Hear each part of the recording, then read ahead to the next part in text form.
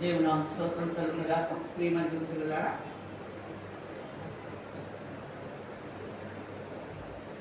దేవునామ స్తోత్రం కలుగునుగాక.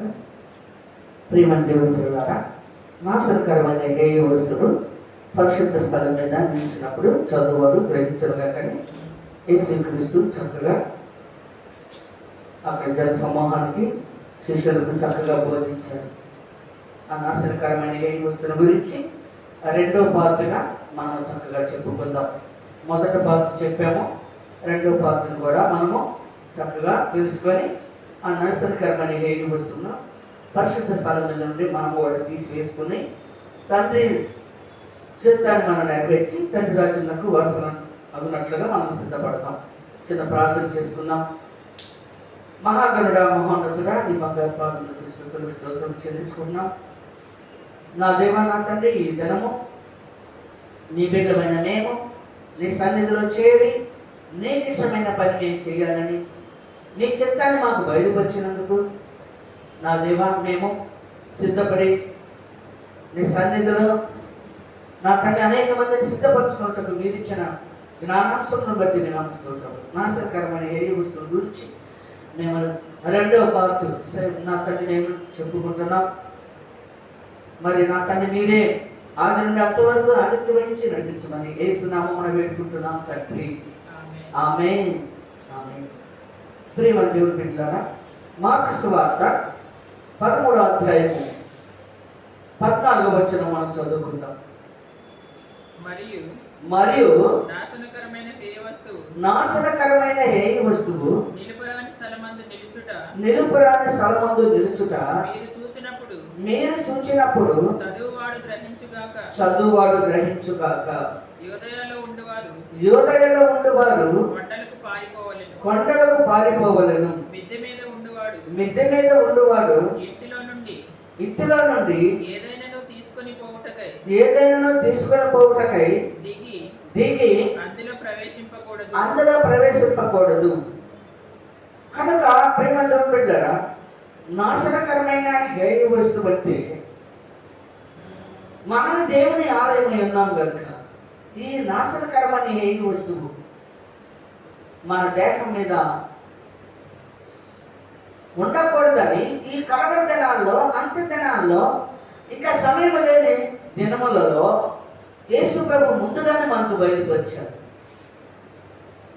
కనుక సమయం ముందులే, ఇంకా మనం సిద్ధపడాల్సిన సమయం ముందులే అనుకోకూడదు. ఏ గడిలో వస్తాడో, ఏ జాములో వస్తాడో దొంగవలే వస్తాడని చెప్పిన మరి యేసు ప్రభు నాశనకరమైన ఏ వస్తువుల గురించి కూడా మనకు చక్కగా బయలుపరిచారు. మనం దేవుని ఆలయమై ఉన్నాం కనుక ఆ నాశనకరమైన ఆ వెండి బంగారములను, ముత్యములను, పగడములను అవన్నీ కూడా మానవుని యొక్క జీవితానికి అవి మేలుకరమైనవి కావు, దేవునికి ఇంపైన సువాసన కాదు. అందుకే దేవుని మనసుకు నచ్చినట్టుగా నడవాలని ఆయన కుమారుడైన యేసుక్రీస్తు కూడా ఈ నాశనకరమైన ఏ వస్తువుల గురించి మనకి చక్కగా చెప్పారు. ఆదికాండము 35వ అధ్యాయంలో, ఆదికాండము 35వ అధ్యాయము మనం చదువుకుందాం. దేవుడు యాకోబుతో నీవు లేచి బేతేలునకు వెళ్ళి అక్కడ నివసించి నీ సహోదరుడైన ఏశావు ఎదుట నుండి నీవు పారిపోయినప్పుడు నీకు కనబడిన దేవునికి అక్కడ బలిపీఠమును కట్టమని చెప్పగా యాకోబు తన ఇంటి వారితోనూ తన యొద్దనున్న వారందరితోనూ మీ యొద్దనున్న అన్య దేవతలను పారవేసి మిమ్మల్ని మీరు శుచిపరచుకొని మీ వస్త్రములను మార్చుకుని మనము లేచి బేతేలునకు వెళ్ళుదము. నా శ్రమ దినమున నాకు ఉత్తరమిచ్చి నేను వెళ్ళిన మార్గమున నాకు తోడై ఉండిన దేవునికి బలిపీఠమును అక్కడ కట్టెదరని చెప్పాను.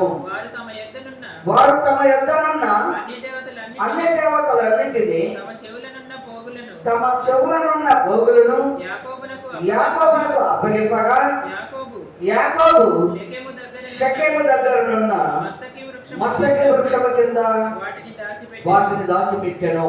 కనుక దేవుడైన యెహోవా ఆయనతో సహవాసం చేయాలంటే, ఆయనని సేవించాలంటే ప్రియమైన దేవుని బిడ్డలారా అన్ని దేవతలను పారేయాలి. పితృపారంపర్యాచారములను గైకొనకూడదు. మానవులు కల్పించిన పద్ధతులను నెరవేర్చకూడదు. మానవులు కల్పించిన పద్ధతి ప్రకారం నడవకూడదు. లోక మర్యాదలను అనుసరించకూడదు. కనుక అన్ని జనుల దారుల్లోకి వెళ్ళకూడదు. అన్ని జనుల ఆచారములను అభ్యసించకూడదు. సిరియా దేశంలో పట్టణరాములో లాభాలు కూడా విగ్రహారాధన చేస్తాడు. విగ్రహం దొంగిలించుకొని వస్తుంది. రాహేలు విగ్రహారాధన చేశాడు. అతని కుమార్తె మేనమామ, యాకోబుకి మేనమామ. కనుక తన అన్న దగ్గర నుండి మేనమామ దగ్గరికి వచ్చిన తర్వాత అక్కడ అన్య ఆచారములు యాకోబు ఆ విగ్రహారాధన మరి వారితో కలిసి చేశాడు. అయితే దేవుడు మాట్లాడాడు. అబ్రహాం యాకోబు వెళ్ళేటప్పుడు దేవుడు మాట్లాడాడు. ఆ దేవుడు మాట్లాడిన స్థలం నాకు మళ్ళా నువ్వు వెళ్ళి నీతో మాట్లాడిన స్థలంలో నాకు బలిపీఠం కట్టమని యాకోబుతో చెప్పినప్పుడు తన భార్యలను కూడా సిద్ధపరచుకున్నాడు. అమ్మా, మనము దేవుని సన్నిధికి వెళ్తున్నాం. దేవుడు పరిశుద్ధుడు, పరిపూర్ణుడు. మన దేహములు దేవుని ఆలయమై ఉన్నవి. ఆయనకు బలిపీఠం కట్టాలంటే, ఆయన మందిరంలోకి మనం వెళ్ళాలంటే, ఆయనను సేవించాలంటే మనము అన్య క్రమంలో ఉంటే దేవుడు ఇష్టపడతాడు. పితృపారంపర్యాచారంలో మనం వేయకూడదు. ఇక అన్ని దేవతలు మనలో ఉండకూడదు. విగ్రహ సంబంధమైన అపవిత్రమైన కార్యాలు మనలో ఉండకూడదు. కనుక ఇదిగో వెండి బంగారములు, నీ దేహం మీద ఉన్న వెండి బంగారాలు కూడా దేవునికి ఇష్టం ఉండదు. అందుకనే మనము బేతేలుకి వెళ్ళి అక్కడ దేవుని మనసును కట్టి అక్కడ ఆయన సేవించాలంటే మనం శుచిపరచుకోవాలి. మీ వస్త్రములను మార్చుకొని మీ దేహాలను శుచిపరచుకొని అని చెప్పి చెవుల మీద ఉన్న పోగులు పట్టేసి యాకోబు నాకు ఇచ్చినప్పుడు ప్రియమైన దేవుని బిడ్డలారా, అక్కడ యాకోబు ఏం చేశాడు చూడండి. వారు తమ యొద్దనున్న అన్య దేవతలన్నింటినీ తమ చెవులనున్న పోగులను యాకోబునకు అప్పగింపగా యాకోబు షెకెము దగ్గర ఉన్న మస్తకి వృక్షం కింద వాటిని దాచిపెట్టాను. దాచిపెట్టాడు అంట క్రింద. ఇక వారి జోలికి వెళ్ళకూడదు. పాపమును పాతిపెట్టాడు అన్నమాట. సమాధి చేశాడు. వారిలో ఉన్న పాపమును ఏం చేశాడు? సమాధి చేశాడు వాటిని. ఇంకా వాళ్ళు జీవితంలో వాటిని తెచ్చుకోకూడదు. అన్య దేవతలను అన్ని దేవతలను ఆరాధించకూడదు. వారు వెండి బంగారాలను దేహం మీద పెట్టుకోకూడదు. కనుక మరి వారి వస్త్రములను అంటే అక్కడ చేసిన పాప కార్యములన్నీ అన్ని దేవతలు పక్షాన్ని చేసిన ప్రతి పాప కార్యముల నుండి మీరు విడుదల పొందుకోవాలి. వస్త్రములను మార్చుకోమని చెప్పాడు. కనుక ద్వితీయోపదేశకాండంలో కూడా మనం ఒక మాట చదువుకుందాం. 17వ అధ్యాయము 17వ వచనం మనం చదువుకుందాం. మోషే ఇశ్రాయేలుతో పలుకుచున్న మాటలు.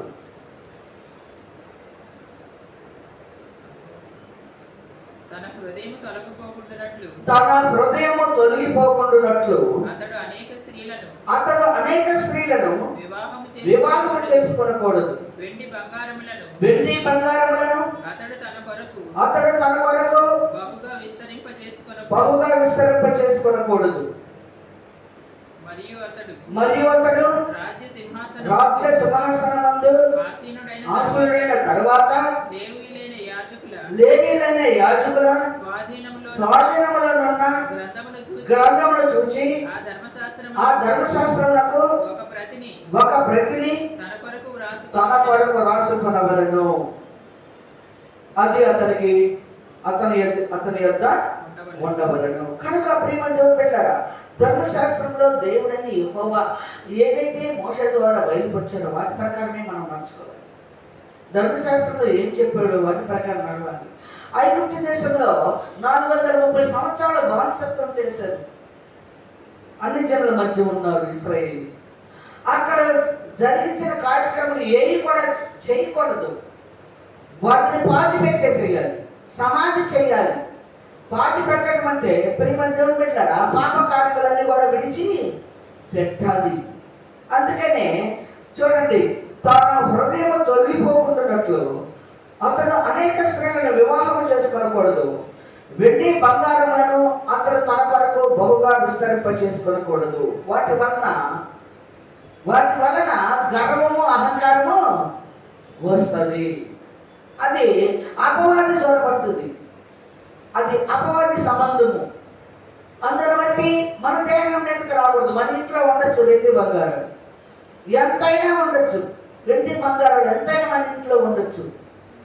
కనుక మన దేహము దేవుని ఇల్లైన మనము, దేవుని ఇల్లైన మన దేహం మీద వెండి బంగారాలు ఉండకూడదు. అది చక్కగా చెప్తున్నాడు. ఎక్కువ మంది స్త్రీలను కూడా వివాహం చేసుకోకూడదు. నీ మనసును మరి సొలొమోను మనసును ఎలా తిప్పారో, ఐగుప్తు స్త్రీని చేసుకున్న తర్వాత సొలొమోను మనసును ప్రక్కకు తిప్పారు. దేవుని సన్నిధి ఆత్మతో సత్యంతో ఆరాధించాల్సిన సొలొమోను ప్రేమ దేవుని పెట్టారా, ఎప్పుడైతే ఐగుప్తు స్త్రీని వివాహం చేసుకున్నాడో క్రమం అంతా పాడైపోయింది, ప్రక్క దారికి వెళ్ళిపోయాడు. దేవుని కోపం వచ్చేసి ముందుగానే దేవుడు మనకు బయలుపరుస్తున్నాడు. దేవుడైన యెహోవా మోషే ద్వారా బయలుపరిచిన మాటల్ని మనం చక్కగా వినాలి. అదే ఈ నాశనకరమైన ఏ వస్తువు పరిశుద్ధ స్థలము, దేవుని ఇల్లు అయిన మన మీద ఉండకూడదు. దేవుని ఇల్లు మనము కొంతకాలానికి ఆయన రాజ్యానికి వెళ్ళాలి, ఆయనతో సహవాసం చేయాలి, తండ్రి రాజ్యంలో ఉండాలి. మనం తండ్రి రాజ్యంలో ఉండాలంటే ఈ నాశనకరమైన ఏ వస్తువును మన దేహం మీద ఉంచుకోకూడదు. నిలవరాని స్థలం మీద నిలిచినప్పుడు చదువువాడు గ్రహించుగా. కానీ ఆయన కుమారుడైన యేసుక్రీస్తు ఆ యొక్క నాశనకరమైన ఏ వస్తువు గురించి కూడా మనకి బయలుపరిచారు. మనం ఇర్మియా గ్రంథంలో ఒక మాట చదువుదాం, చూడండి. ఇర్మియా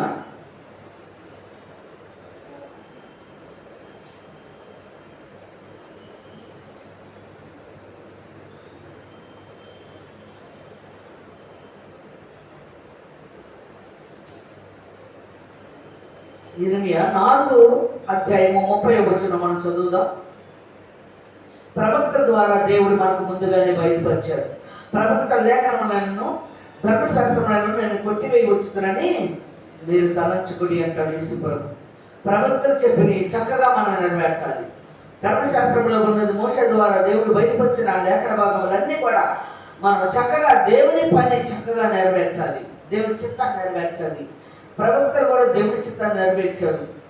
పరదేశం అనే విశ్రాంతిలో చేరుకున్నారు. మనం కూడా పరదేశం అనే విశ్రాంతిలో చేరాలంటే ప్రవక్త చెప్పిన మాటలు వినాలి, దేవుని యందు భయభక్తులు కలిగి ఆయన త్రోవల్లో మనం నడుచుకోవాలి. ఇర్మియా గ్రంథము 4:30 మనం చదువుకుందాం. దోచుకొనబడిన దానా నీవేమి చేయదు, రక్తవర్ణ వస్త్రములు కట్టుకొని సువర్ణ భూషణములు ధరించి కాటుక చేత నీ కన్నులు పెద్దవిగా చేసుకొనుచున్నావే, నిన్ను నీవు అలంకరించుకొనుట వ్యర్థమే. నీ బిడ్డకాండ్రు నిన్ను తృణీకరించుదురు, వారే నీ ప్రాణము తీర్చుచున్నారు.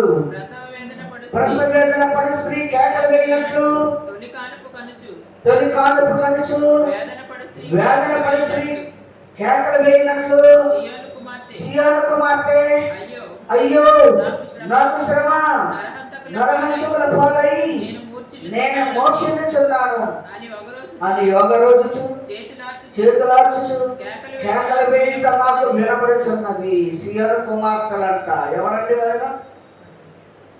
సియోను కన్య సంభ్రము పడుచు వేయుము కేకలు. ఎప్పుడు చిన్నప్పుడు ఈ పాట చదువుకున్న టైంలో విన్నా. అందుకే సియోను కుమార్తెలు ఎవరండి? దేవుని సన్నిధికి వెళ్ళేవారే సియోను కుమార్తెలు. సియోను కుమార్తెలు నన్నెత్తి బోడి చేస్తానన్నాడు. జనలతో అందుకోకూడదు, వెండి బంగారంతో అలంకరించుకోకూడదు. చూసారా?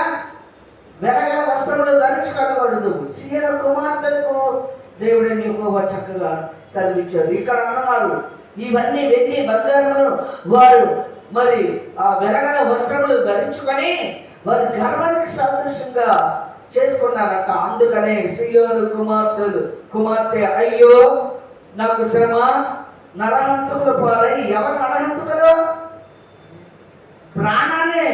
ప్రాణం తీసేవాళ్ళు ఎవరు? నేను మూర్ఛిల్లుచున్నాను, నరహంతకుల పాలై వెండి బంగారములు వెలగల వస్త్రములు నేను ధరించుకొని దేవునికి ఇష్టం లేని పనులు చేసి హేయమైన పని చేసినందున నేను ఇప్పుడు దుఃఖపడుచున్నాను, మూలుగుచున్నాను, యోగరోచుచున్నాను, చేతులాచుచున్నాను, కేకలు వేయుట నాకు వినబడుచున్నది. సీయోను కుమార్తె ఆ రకంగా భూమి మీద ఆ రకంగా ప్రేమందరూ బిడ్డారా దేవునికి కేకలు వేస్తారంట. అందుకే నాశనకరమైన ఏ వస్తున్నాం మనం ధరించుకోకూడదు. పరిశుద్ధ స్థలాన్ని పవిత్రంగా ఉంచాలి. ప్రేమ దేవుడు బిడ్డారా, యేసు ప్రభు చెప్తాడు అన్ని జనుల దారుల్లోకి మీరు వెళ్ళకని. అన్ని జనులకి ఉంటుంది ఇవన్నీ కూడా.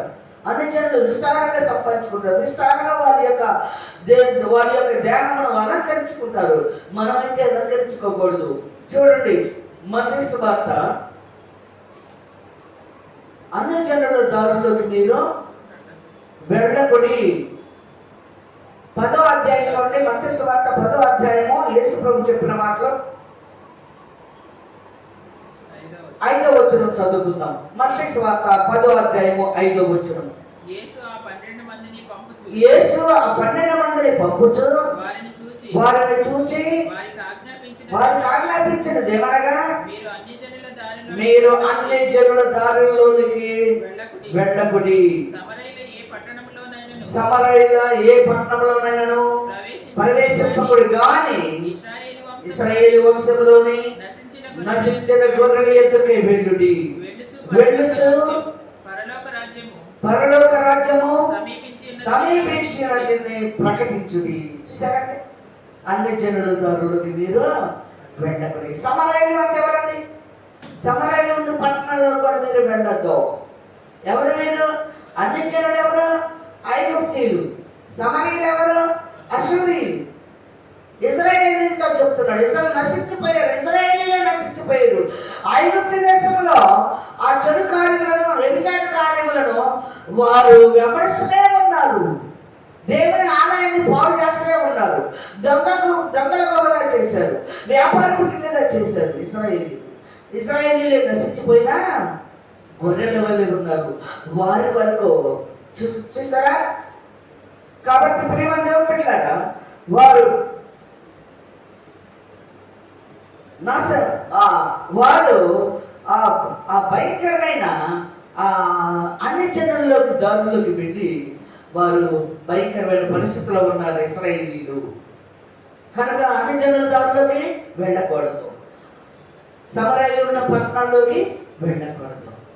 నశించిపోయిన ఇశ్రాయేలీయులు గొర్రెల ఎత్తుకెళ్ళి, నశించిపోయిన క్రైస్తవుల దగ్గరికి వెళ్ళి రాజ్య స్వార్థను ప్రకటించమంటాడు. క్రైస్తవులు ఎలా నశించిపోయారు? సీయోను కుమార్తెలు గర్విష్ఠులై మెడ చూచి వార చూపులు చూచు కొనుక్కు నడుస్తున్నారు. కాళ్ళకి గజ్జలు పెట్టుకొని ప్రేమ దేవుడు పెట్టారా చక్కగా యెషయా గ్రంథము 3వ అధ్యాయం 16వ వచనంలో చక్కగా వర్ణించారు సీయోను కుమార్తెల గురించి. ఇక్కడ కూడా సీయోను కుమార్తెల గురించి చక్కగా చెప్తున్నాడు.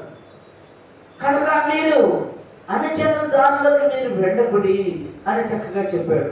అయితే ప్రేమంజం పెట్టారా ఇర్మియా గ్రంథంలో మరి ఒక మాట మనం చదువుకుందాం. చూడండి, ఇర్మియా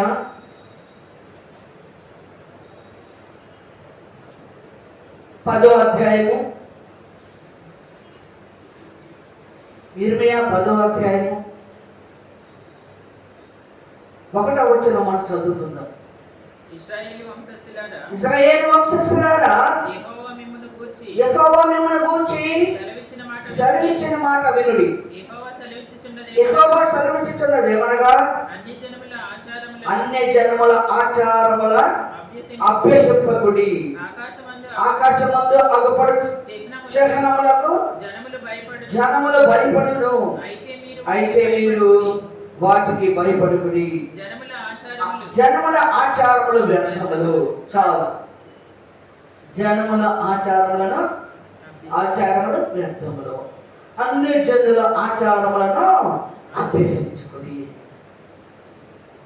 ఏదైనా నాశకరమైన ఏ వస్తువు ఈ బొమ్మలతోటి వారు ఆనందిస్తారు. వారిలాగా మీరు ఉండకూడదు. ఇర్మియా ప్రవక్త ద్వారా దేవుడు మనకు బయలుపరుస్తున్నాడు.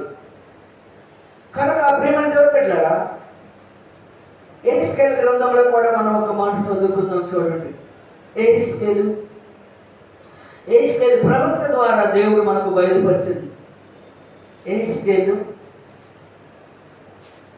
7వ అధ్యాయము 19వ వచనం మనం చదువుకుందాం. తమ వెండిని వీధులలో పారవేయుదురు, తమ బంగారమును నిషిద్ధమని ఎంచుదురు. యెహోవా ఉగ్రత దినమందు వారి వెండియే గాని బంగారమే గాని వారిని తప్పించజాలదు. అది వారి దోషక్రియలు విడవకుండా అభ్యంతరమాయను గనుక దాని వలన వారు తమ ఆకలి తీర్చుకొన చాలకపోదురు, తమ ఉదరమును పోషించుకొన చాలకపోదురు. శృంగారమైన ఆ ఆభరణములను వారు తమ గర్వమునకు ఆధారముగా ఉపయోగించింది.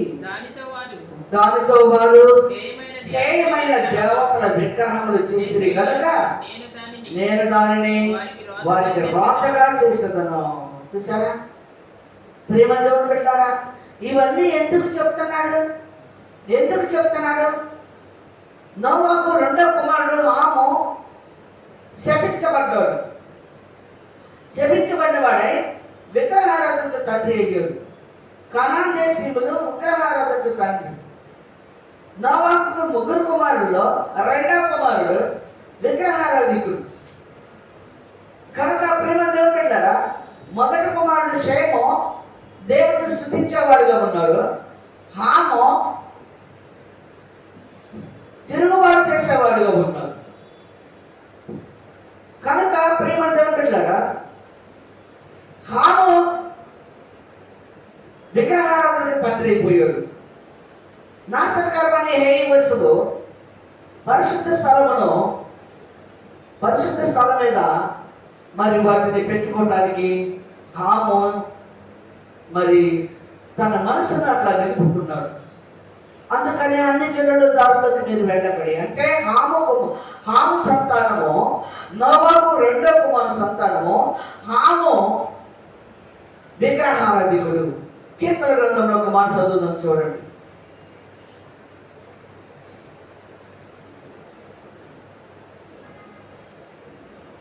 కీర్తన గ్రంథము 106వ అధ్యాయము 21వ వచనం మనం చదువుకుందాం. ఐగుప్తులో గొప్ప కార్యములను హాము దేశములో ఆశ్చర్య కార్యములను ఎర్ర సముద్రమునొద్ద భయము పుట్టించు క్రియలను చేసిన తమ రక్షకుడైన దేవుణ్ణి మర్చిపోయింది. ఎట్లా మర్చిపోయారు?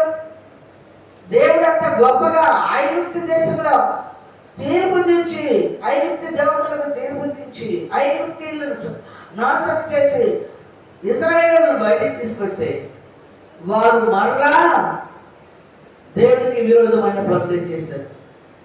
వారు అన్ని జనుల ఆచారాలను అభ్యసించారు. 34వ వచనం కూడా మనం చదువుకుందాం. యెహోవా వారికి ఆజ్ఞాపించినట్లు వారు అన్ని జనులను నాశనం చేయకపోయేది. అన్ని జనులతో సహవాసం చేసి వారి క్రియలు నేర్చుకునేది. వారి విగ్రహములకు పూజ చేసేది. అవి వారికి బురి ఆయనో. చూసారా, వెండి బంగారములతో చేసిన విగ్రహములకు పూజ చేశారు. అవి వారికి బురి ఆయనో. ఇశ్రాయేలీయులు దేవునికి విరోధమైన పనులు చేశారు. అంత గొప్ప కార్యాలు చేసిన దేవునికి లోబడి ఉండగా ఆయనను విసర్జించిన వారి ఈ యొక్క భయంకరమైన కార్యములన్నీ కూడా చేసినట్లుగా మనం లేఖనాల్లో మనకు బయలుపరిచారు. హాము దేశంలో, అంటే హాము నోవాహు రెండో కుమారుడు, హాము దేశంలో ఆశ్చర్య కార్యములను, ఎర్ర సముద్రం వద్ద భయము పుట్టించు క్రియలను చేసిన తమ రక్షకుడైన దేవుని మర్చిపోయేది. ఎర్ర సముద్రంలో ముంచేసాడు ఐగుప్తు. ఇశ్రాయేలీలందరినీ బయటికి నడిపించిన తర్వాత ఎర్ర సముద్రంలో 2 పాయలు చేసి ఇశ్రాయేలీలను నడిపించి ఆ 2 పాయలను మళ్ళా కలిపేశారు.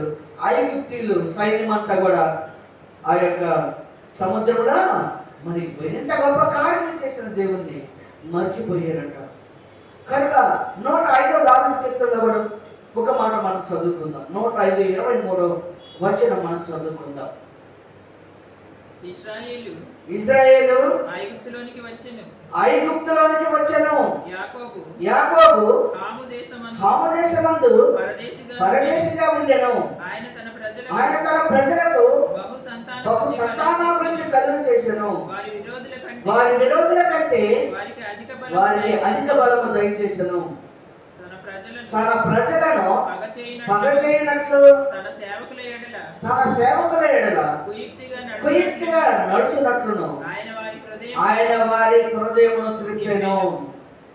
30వ వచనం చూడండి. చాలు. కనుక ప్రేమ దేవుడు పెట్టారా, ఈ విధముగా హాము ఎవరు, ఐగుప్తు ఎవరు, కనాను ఎవరు, కూషు ఎవరు, పెరిజీలు, హిత్తీలు, యెబూసీలు, గిర్గాషీలు, వీళ్ళందరూ ఎవరు? నోవాహు రెండో కుమారుని సంతానం, విగ్రహారాధికులు. కనుక యాకోబు కరువు వచ్చినప్పుడు కనాను దేశంలో 12 మంది గోత్రాలను తీసుకొని ఐగుప్తుకి వెళ్ళాడు. ఐగుప్తీయులు ఎవరు? హాము సంతానము, నోవాహు రెండో కుమారుని సంతానం. ఈ ముగ్గురు అశ్వరీయులు, ఇశ్రాయేలీలు, ఐగుప్తీయులు, అశ్వరీయులు, ఈ ముగ్గురు నోవాహు సంతానమే. ఈ ముగ్గురు అన్నదమ్ములు. ఇప్పుడు ఉన్న ప్రపంచంలో ఉన్న జనరేషన్ అంతా, సమస్త దేశాలన్నీ కూడా నోవాహు సంతానమే. హిందువులు, ముస్లింలు, క్రైస్తవులు నోవాహు సంతానమే. అందరికీ దేవుడు ఒక్కడే యెహోవాయే. ఆయనకి నచ్చినట్టు మనం నడవాలి, లేకపోతే ఆయన రాజ్యం లేదు. ఆయనకు మనం నచ్చినట్టు నడవాలి, దేవునికి ఇష్టమైన క్రమంలో మనం నడుచుకోవాలి, లేకపోతే దేవుని రాజ్యము మనకు దక్కదు. చూసారా, పట్లు కొరకు స్థలానికి వెళ్ళాల్సిందే. ఈ ముగ్గురు అన్నదమ్ముల పిల్లలే కనుక ఈ ముగ్గురు ఒకరినొకరు ప్రేమ కలిగి తండ్రిని ఆత్మతో సత్యంతో ఆరాధించి నాశనకరమైన హేయ వస్తువుని పరిశుద్ధ స్థలం మీద నిలిచినప్పుడు వాటి నుండి మనము వాటిని నిషేధించాలంట, వాటిని తీసివేసుకోవాలి. దేవునితో మనం సహవాసం చేయాలంటే ఇది నాశనకరమైన హేయ వస్తువును పరిశుద్ధ స్థలం మీద ఉంచకూడదని లేఖనాల్లో రాయబడి ఉన్నవి. మరి ఒక లేఖ భాగము మనం చదువుకుందాం. యెహెజ్కేలు గ్రంథము 8వ అధ్యాయము 17వ వచనం కూడా మనం ఒకసారి చదువుదాం. దేవునికి ఇష్టం లేని పనంతా ప్రవక్తల ద్వారా మనకు బయలుపరిచాడు.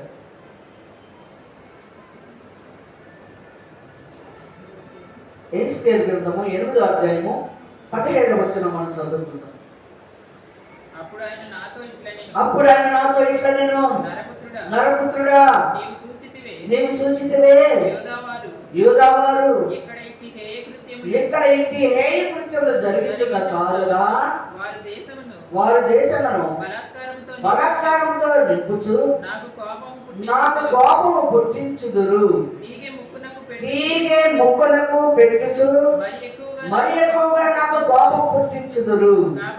కాబట్టి కటాక్షం లేకయు కనికరము చూపకయు నేను నా క్రోధము అగుపరిచి వారు నా చెవులలో ఎంత బిగ్గరగా మొరపెట్టినను నేను ఆలకింపకుందును. చూసారా, ముక్కులకు తీగ పెట్టుకొని దేవునికి కోపం రేపారంట. చూసారా, మన దేహానికి రంధ్రాలు పడకూడదు, చెవులకి ముక్కులకి రంధ్రాలు పడకూడదు. ఇప్పుడు ఒకటి కాదు, 4-5 పెడుతున్నారు చెవులు, అందరినీ ఈదరిన. ఒకటి పెట్టడానికే దేవుడు ఇష్టపడతల్లా, ఒకదాన్నే ఇష్టపడతల్లా. ముక్కు తీగ పెట్టుకొని దేవుడి కోపం తింటారంట. ముక్కు పొడక మంది కాదు, మనం దేవుని పిల్లలని. ముక్కు అసలు రంధ్రాలు పడుచుకోకూడదు, మన దేహానికి రంధ్రాలు వరకూడదు. మనకు తెలియనప్పుడు పాప కార్యాలన్నీ మన పూర్వీకులు, మన తల్లిదండ్రులు అందరూ కూడా ఇట్టి హేయమైన క్రియలు చేశారు. వాటిని మనము జల సమాధి చేసాం. అంటే బాప్తిసంలో మనం ఏం చేసాము? జల సమాధి చేసాం. చేసిన ప్రతి పాపమును బట్టి, మన పూర్వీకులు చేసిన పాపం, మన తల్లిదండ్రులు చేసిన పాపం, ఆ పాపము వాళ్ళ పిల్లలంటే కుమార్తె రక్తంలో వదిలించారు. రక్తం అంటే పాపంలో వదిలించారు. వాళ్ళ కుమార్తెను పాపంలో వదిలించారు. బలియాగం చేశారంట దురాత్మకు. అందుకనే ఆ పాపం నుండి మనం విడుదల పొందుకోవాలంటే మారు మనసు పొంది బాప్తిసం తీసుకోండి. మారు మనసు లేకుండా బాప్తిసం తీసుకుంటే శిక్ష మరీ ఎక్కువగా పడుతుంది. బాప్తిసం అంటే మన ఇష్టపడిన తీసుకోవడం కాదు. నువ్వు మారు మనసు పొందావా? నీ దేహంలో పరిశుద్ధంగా ఉంచావా? ఈ అన్ని ఆచారాలను నువ్వు వదిలేసావా? పితృ పర్యాచారాలను వదిలేసావా? లోక మర్యాదలను విడిచిపెట్టావా? అపోస్తలుడైన పౌలు చెప్తున్నాడు, మీరు లోక మర్యాదలను అనుసరించకు, అన్ని జనులతో సహవాసము చేయదని యేసు ప్రభు చక్కగా చెప్పాడు. అన్ని జనుల ఆచారాలను అభ్యసించుదని ఇర్మియా ప్రవక్త ద్వారా మనకు బయలుపరచబడి ఉన్నది. కనుక ప్రేమ దేవుని పెట్టారా, వీటి వల్ల మనము దేవుడికి దూరం అయిపోతాం. ఆ రాజ్యం కూడా మనకు దక్కదు. అందుకనే అందరూ ప్రవక్తలందరూ కూడా మనం ఎలా సిద్ధపడాలో, ఎలా సిద్ధపడితే దేవుడికి మనకి మరి సహవాసం ఉంటుందో వారి ద్వారా దేవుడు మనకు బయలుపరిచి ఉన్నారు. ఎహెజ్కేలు గ్రంథంలో మరి యొక్క లేఖన భాగం చదువుకొని మనం ముందుకు వెళదాం. ఎహెజ్కేలు గ్రంథము 23వ అధ్యాయము 40వ వచనం మనం చదువుకుందాం.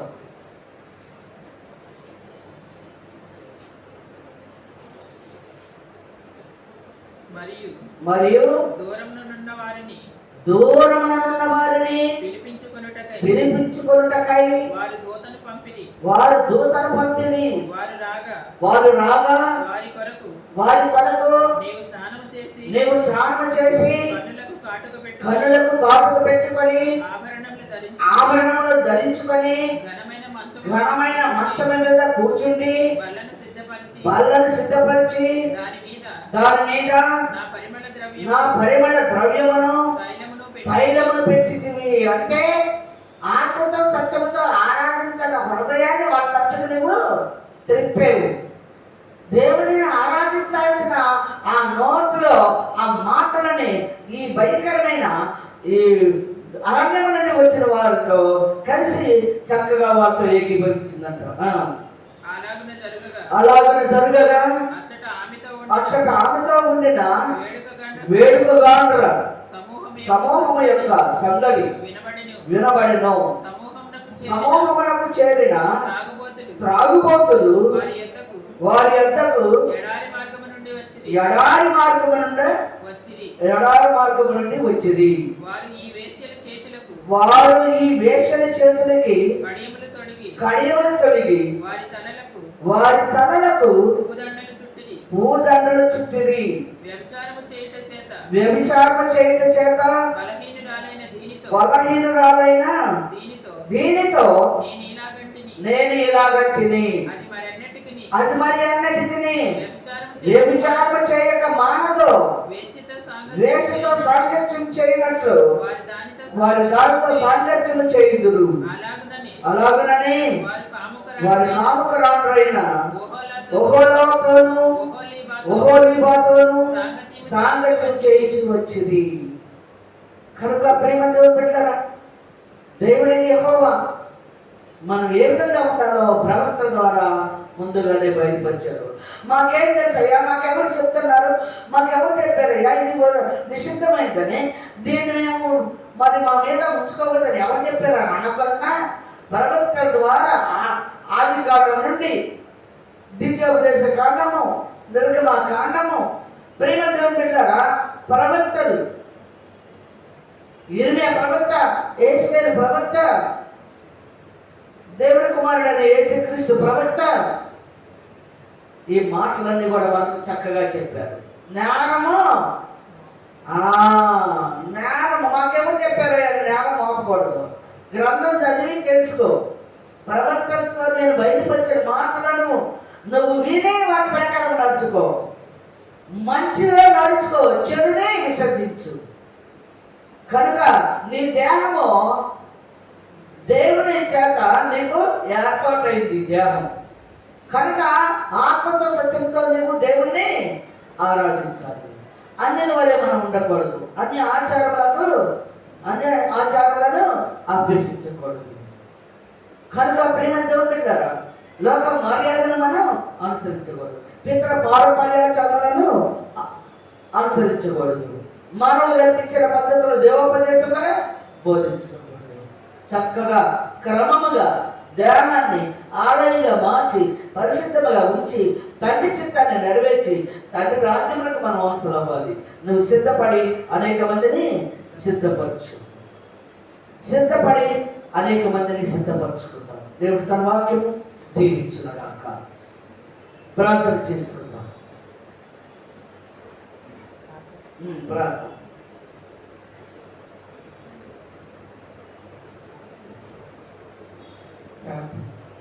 స్తోత్రం తండ్రి, స్తోత్రం నాన్న. మహాపరిశుద్ధుడు మహోన్నతుడు అయిన మా దేవ నాన్న, ఈ పునరుత్థాన దినంలో ప్రభా నాన్న, నీవు మాకు ఇంతవరకు ప్రభా నాన్న నీ వాక్యాన్ని అందించిన విధానాన్ని బట్టి ప్రభా నాన్న నీకు స్తుతులు స్తోత్రాలు తెలియజేసుకుంటున్నాం నాన్న. మరుగా అయిన మన్నాతో ప్రభా నాన్న మా హృదయ తృప్తిపరిచినందుకు మీకు స్తుతి స్తోత్రాలు నాన్న. నాశనకరమైన హేయ వస్తువుల గురించి ప్రభా నాన్న మాకు తెలియజేసిన విధానాన్ని బట్టి ప్రభా నాన్న నీకు స్తుతులు చెల్లించుకుంటున్నాం తండ్రి దేవా నాన్న. నీ కుమార్తె ద్వారా ప్రభా నాన్న ఏవి మరుగై ఉన్నావో ప్రభా నాన్న, వేటిని మేము విడిచిపెట్టాలో ప్రభా, వేటిని మేము ధరించుకోవాలో తండ్రి. పాపకార్యాలను ప్రభా నాన్న మేము ఏ రీతిగా విడిచిపెట్టాలో ప్రభా నాన్న మాకు బయలుపరిచినందుకు నీకు స్తుతులు స్తోత్రాలు తెలియజేసుకుంటున్నాం తండ్రి. నీ దేహము దేవుని ఆలయమైందని నాన్న నీకు తెలుసుకోండి ప్రభా నాన్న. నీ కుమారుడు ప్రభా నాన్న ప్రవర్తనైన ప్రభా నాన్న పౌలు ద్వారా మాకు బయలుపరిచినట్లు ప్రభా, నీ దేహము దేవుని ఆలయము అయ్యున్నది కనుక ప్రభా, నీ దేహంతో దేవుని మహింపరచుడి అని ప్రభా నాన్న సెలవించాడు తండ్రి. ఆ రీతిగా తండ్రి అని దేవాలన్న మా దేహాన్ని ప్రభా నాన్న ఇది నీవు సృష్టించిన దేహము కనుక ప్రభా నాన్న ఈ దేహంతో నిన్ను ఆత్మతో సత్యంతో ఆరాధించాలని ప్రభా నీవు సెలవించినట్టుగా ప్రభా నాన్న ఆదికాండంలో యాకోబు ఏ రీతిగానైతే సిద్ధపడ్డాడు తండ్రి, ఆ రీతిగా ప్రభా నాన్న ఇశ్రాయేలీయులు కూడా ప్రభా నాన్న ఐగుప్తు నుంచి వచ్చేటప్పుడు ప్రభా ఆభరణములను ప్రభా నాన్న తీసుకుని వెళ్ళమన్నావు కానీ ప్రభా నాన్న ధరించుకొని మనసు నీవు సెలవేలేదు తండ్రి. ఆ రీతిగా తండ్రివైన దేవానాన్న వెండి బంగారంలో ప్రభా నాన్న ఉగ్రత దినమందు నాన్న తండ్రివైన దేవానాన్న మమ్మల్ని నాన్న రక్షింపజాలు అని ప్రభా నాన్న నీవు యెహెజ్కేలులో ప్రభా నాన్న మాకు తెలియజేసినందుకు నీకు స్తుతులు చెల్లించుకుంటున్నాం నాన్న. తండ్రివైన దేవానాన్న నీ కుమారుడైన క్రీస్తు కూడా ప్రభా నాన్న నాశనకరమైన హేయ వస్తువు పరిశుద్ధ స్థలం మీద ఉన్నప్పుడు చదువువాడు గ్రహించుగా కానీ ప్రభా నాన్న సెలవించాడు తండ్రి. ఆ నాశనకరమైన హేయ వస్తువు ఎట్టి రూపంలో ఉంటుందో ప్రభా నాన్న మాకు బయలుపరిచినందుకు నీకు స్తుతులు స్తోత్రాలు నాన్న. ఇప్పటి వరకు కూడా ప్రభా నాన్న నీ కుమార్తె ద్వారా అందించిన ప్రతి వాక్యాన్ని బట్టి ప్రభా నాన్న నీకు స్తుతులు చెల్లించుకుంటూ పాపినైనా నన్ను క్షమించి ప్రభా నాన్న మేము కూడా ఆ రీతిగా ప్రభా ప్రవక్తలందరూ సిద్ధపడిన రీతిగా మేము కూడా సిద్ధపడి పరలోక రాజ్యానికి వారసులు అవడానికి ప్రభా నిత్య జీవానికి వారసులు అవునట్టుగా ప్రభా నాన్న మమ్మల్ని కూడా సిద్ధపరచుకున్నందుకు నీ నామానికి వెళ్ళలేని స్థుతులు స్తోత్రాలు తెలియజేసుకుంటూ నీ కుమారుడును మా ప్రియరక్షకుడినైనా యేసుక్రీస్తు నామంలో నా ప్రార్థన నీ సన్నిధికి చేర్చుకోమని అడిగి వేడుకుంటున్నాను తండ్రి. ఆమేన్. హృదయపూర్వక మనం